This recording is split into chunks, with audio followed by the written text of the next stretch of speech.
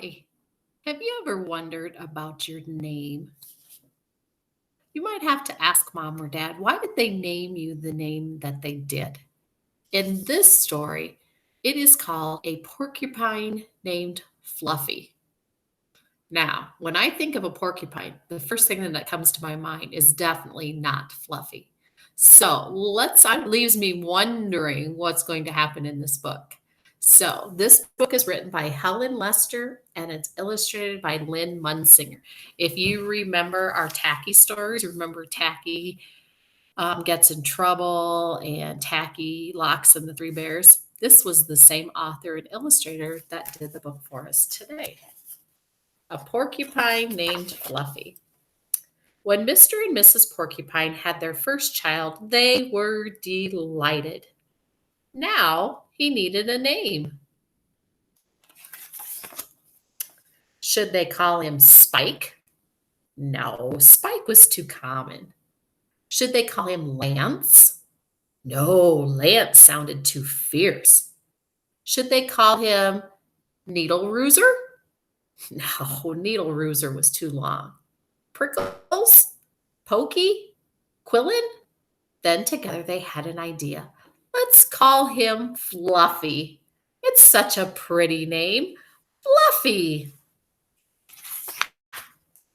But soon there came a time when Fluffy began to doubt that he was Fluffy.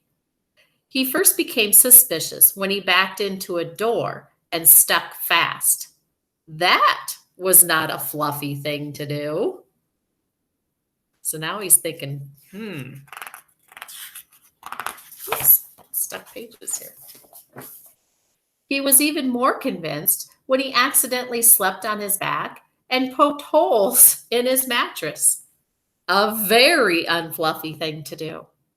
When he tried to carry an umbrella, he knew the truth without a doubt. Fluffy definitely wasn't. So he decided to become fluffier. Clouds are fluffy, he thought. I'll be a cloud. But he couldn't stay up. So he's trying to think fluffy. I know, pillows are fluffy, he said. I'll be a pillow. But when his mother sat on him, she was not pleased. He tried soaking in a bubble bath for 45 minutes, but he did not become fluffy. He became soggy.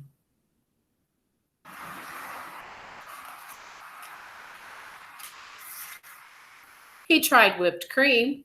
He put a little on each quill. It was not easy. It took more than a half a day. But this did not make Fluffy fluffy. They should have named me Gooey, he sighed. He ate a lot of fluffy marshmallows. He rolled in shaving cream and feathers.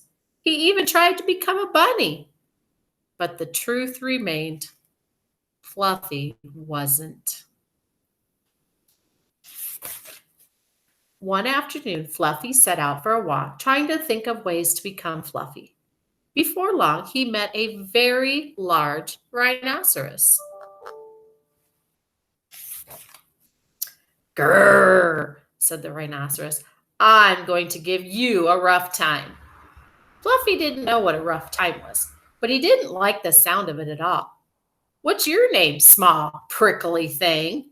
Asked the rhinoceros unkindly. Fluffy, said Fluffy. The rhinoceros smiled. He giggled. Then he laughed out loud and he rolled on the ground. He jiggled and slapped his knees. He roared with laughter. A porcupine named Fluffy? Howled the rhinoceros. Fluffy was embarrassed, but he tried to stay polite. And what is your name? He inquired. I can't say it, giggled the rhinoceros. Hubert, suggested Fluffy.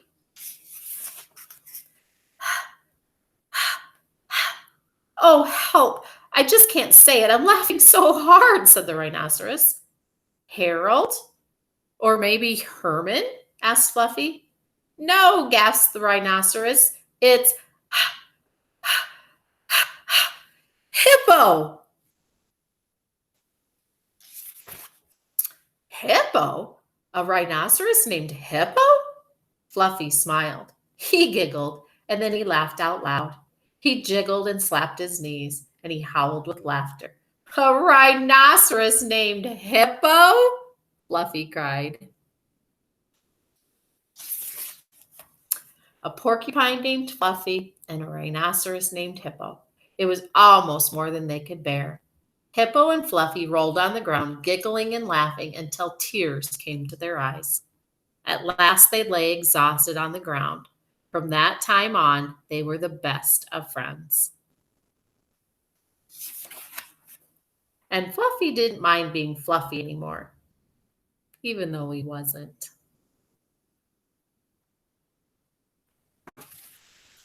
It was kind of a fun story, wasn't it? Now, tomorrow, I'm going to check to see how much of that story you can remember. So, see if you can get that story up in there. And go ahead and ask mom or dad, why did they name you the name they did?